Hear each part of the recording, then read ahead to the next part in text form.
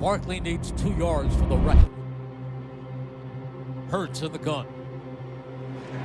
It is a give to Saquon Barkley, and Barkley passes LaShawn McCoy. The all-time single-season rushing leader in Philadelphia Eagles history. It is now Saquon Barkley. Last year, Saquon Barkley looked like the most dominant back in football because he was.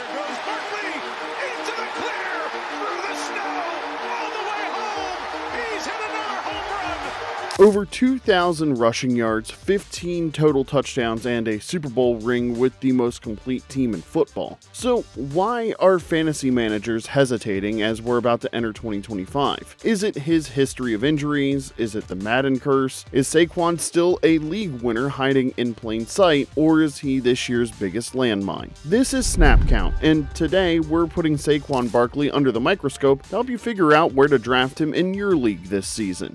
What's your team going to miss most about Saquon Barkley? That heart, fire, and passion that he brings on the field. Excited for what he brings to the offense. So many things he can do. Before the 2,000-yard season, before the hurdle highlights and primetime touchdowns, Saquon Barkley was just a kid from the Lehigh Valley who grew up idolizing Barry Sanders and dodging tackles in the front yard. Born in the Bronx but raised in Bethlehem, Pennsylvania, Barkley was surrounded by a family that didn't just believe in hard work, they embodied it. His father, Alibay Barkley, was a boxer, a man who knew pain, pressure, and discipline and didn't just talk about it, he lived it. Alibay spent time rebuilding his life after prison and poured that second chance into his kids, training with them, pushing them, showing Saquon that greatness was earned in the shadows long before it showed up under stadium lights. Saquon's mother, Tanya Johnson, held the family down with constant sacrifice and no excuses. And that combination with grit from dad and heart from mom is what made Saquon different. You see, he wasn't just athletic. He was obsessed with mastering his body. As a teenager, he was squatting over 500 pounds, and by the time he hit Whitehall High School, defenders weren't tackling him, they were bouncing off him. This wasn't just a football player in the making. This was a weapon, engineered by family, forged in faith, and sharpened by struggle. Because before Saquon was a top prospect, a fantasy hero, or an Eagle superstar, he was a kid chasing one thing, a sense of purpose. In 2018, Saquon Barkley entered the league like something out of Greek mythology dressed in cleats. At Penn State, he terrorized Big Ten defenses for 3 years with over 5,000 all-purpose yards, 51 touchdowns, and a top speed that made defenders look like they were standing still. The Giants took him second overall in 2018, and for a moment, the hype was justified. Over 2,000 total yards, Offensive Rookie of the Year, and a reminder that yes, some backs really are different. But then came the injuries that threatened to turn this myth into a tragedy. At the end of this run, right there, going out of bounds with a little extra push, Barkley down and in pain immediately. The ACL tear in 2020, the ankle sprain in 2021, and the constant string of line breakdowns and stacked boxes, and just like that, the most explosive player in the league became a question mark. Was Saquon still that guy? In 2024, Philadelphia gave us the answer. Behind the best offensive line he's ever played with, Barkley ran for 2,005 yards, more than any season at any level of his career. He averaged 5.8 yards per carry, scored 15 times, and maybe most telling of all, he played like someone with nothing to prove and everything to reclaim. The mistakes were virtually non-existent, which has been a hallmark of his career so far. Barkley has lost just 4 fumbles in 7 NFL seasons. Yes, one of those came last year against the Jacksonville Jaguars, but Saquon more than made up for it by giving us this. Hurts has time. Now locates Barkley out of the backfield. Barkley slips 2 tackles and picks up the first down, tipping up in the air to the 30. I'm like, that's insane. The 2024 version of Barkley wasn't overused, he was optimized. Instead of hesitation and broken plays, he was given downhill lanes and space to punish defenders. Instead of catching checkdowns on 3rd and 12, he was getting handoffs on 1st and 10 and turning them into 30-yard sprints. And here's the part that changes everything. He looked healthy. Not just cleared to play healthy, legitimately explosive and running like a freight train. There was no tiptoeing, no absorbing of hits. He was actually delivering them. So no, the last few years didn't erase what Saquon Barkley was. They built what he's become. And in 2024, he didn't just rise back to the top. He fought his way back up there and delivered big for Eagles fans. And now the question isn't whether he still has it, it's whether anyone in fantasy football can afford to pass on him again. And if you can't afford to miss out on the latest NFL stories, don't forget to hit like and subscribe after the video. You like that spin? You like that spin? Now, let's get one thing straight. Volume is a fantasy cheat code until it becomes a time bomb. It is 2nd down and 9. He gives it off to Barkley. He turns the corner. And there he goes!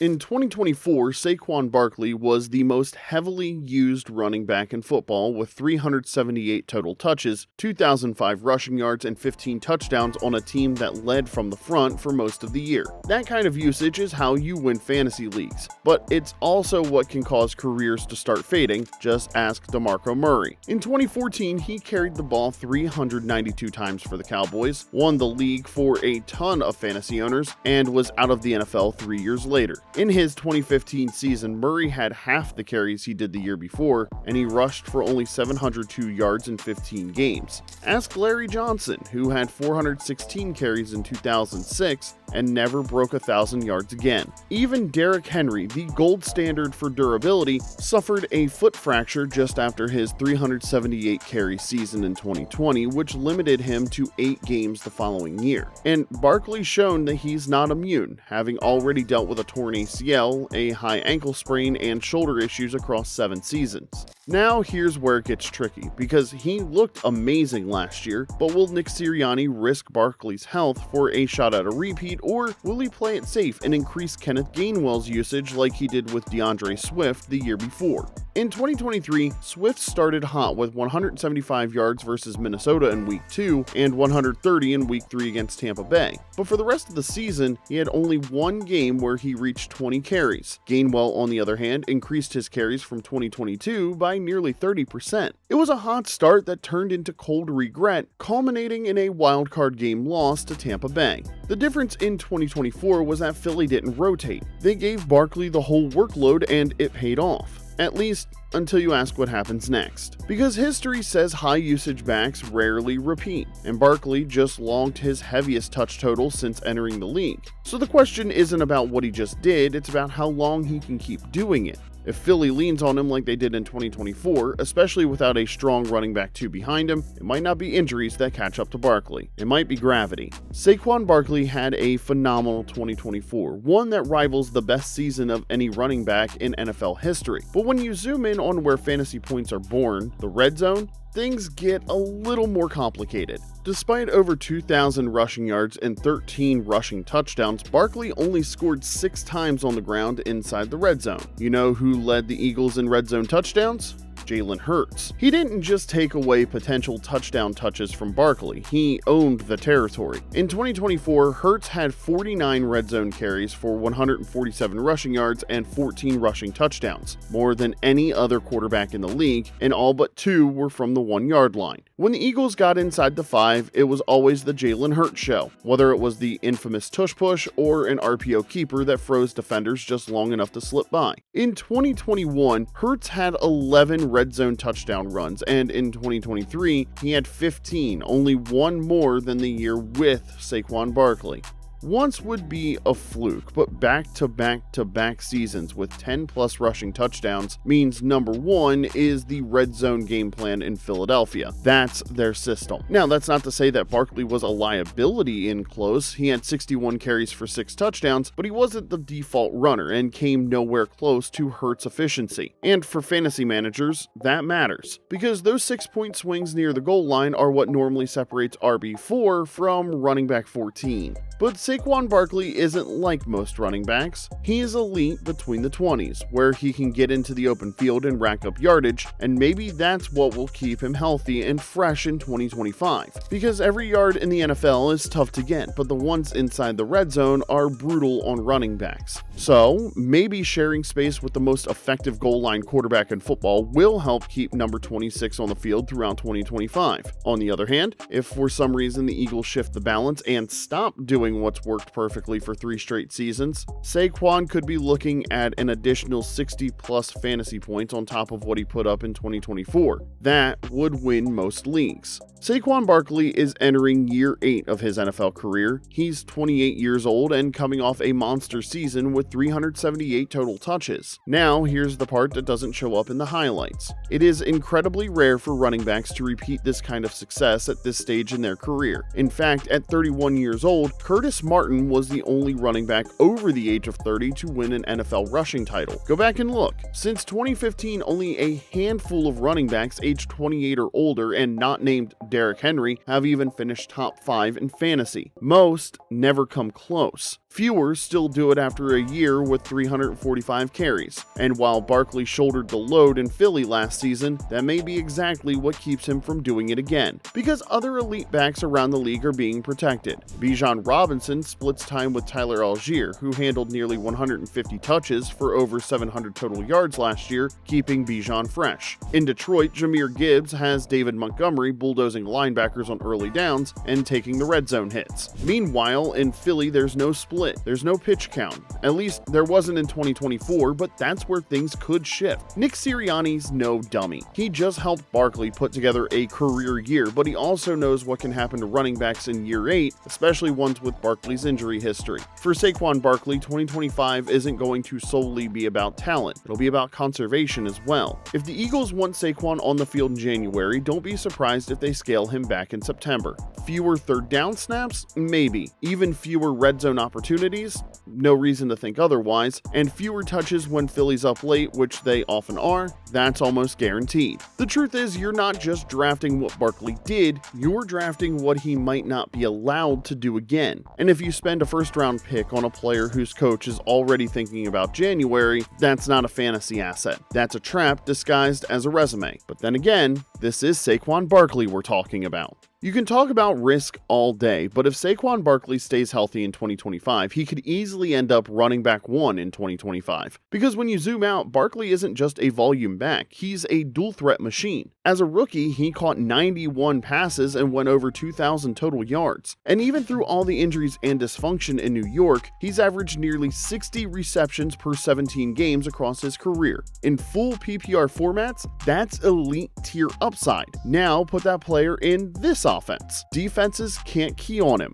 They've got to worry about A.J. Brown, Devontae Smith, and Jalen Hurts, who freezes linebackers with every RPO. That opens up passing lanes, checkdowns, screens. It's not hard to imagine a world where Barkley ends up with 70+ targets in 2025 just by being the path of least resistance. And that's before you can even consider the run game. This is the best offensive line he's ever played behind, hands down. Even with Jason Kelce retired, the Eagles are still top 5 in run block win rate, and every coach in the league knows it. So what's the downside? Well, Barkley just got paid. He signed a 3-year extension in March, $37.75 million guaranteed, $26 million in the first 2 years. And historically, that's the danger zone. We've seen it before, running backs who finally get their payday only to see the volume scaled back. Think Zeke after his second deal, Dalvin Cook in Minnesota, Todd Gurley with the Rams. Sometimes it's the player going soft, and other times it's smart teams managing their investment. And Nick Sirianni is a smart coach. If the Eagles are up big in December, do they still run Barkley 25 times, or do they protect their $38 million asset for the postseason? That's the balancing act. But if the Eagles need him, if the games are close and the matchups matter, Barkley still has league-winning potential as a runner, a receiver, and the most versatile piece in one of the most dangerous offenses in football. This may not be the most desperate version of Saquon we've ever seen, but it might be the most complete.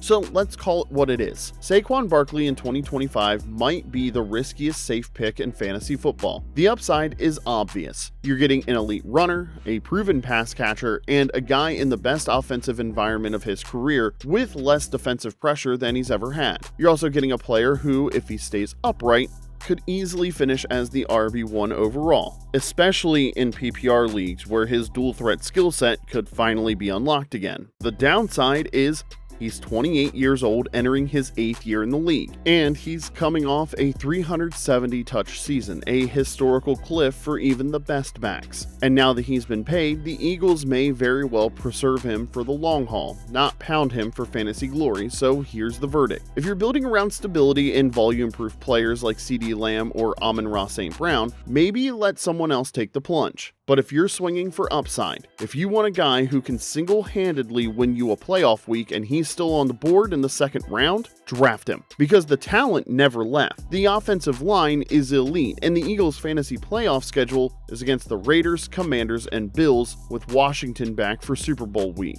In 3 games against Washington last year, Saquon put up 146, 150, and 118 on the ground with 5 total touchdowns. He averaged 30.7 fantasy points per game in PPR leagues last year. They get Vegas at home and Buffalo on the road, meaning all 3 fantasy playoff games could be played in cold weather. If so, expect the Eagles to lean hard on their ground game. That's where Saquon could feast. So no, he is not a lock, but if you build your roster right, he might be your league winner in disguise. So now, it's your call. Let us know in the comments section below, is Saquon Barkley your RB1 in 2025, or are you letting someone else take the risk? And if you want more deep dive breakdowns, draft strategy, and the smartest takes in fantasy, hit that like button, subscribe to SnapCount, and never miss the edge your league won't see coming. Hey, man. Hey, let's keep building on this, bro. Keep building on this. There's so much more out there. At the end of the day, it's all about the team. All phases came out, showed up. O-line, I love y'all boys. Tight ends, I love y'all boys. Let's keep moving. Until next week. Wide out. You're watching SnapCount, where fantasy meets football IQ. Draft smart, play bold, win big.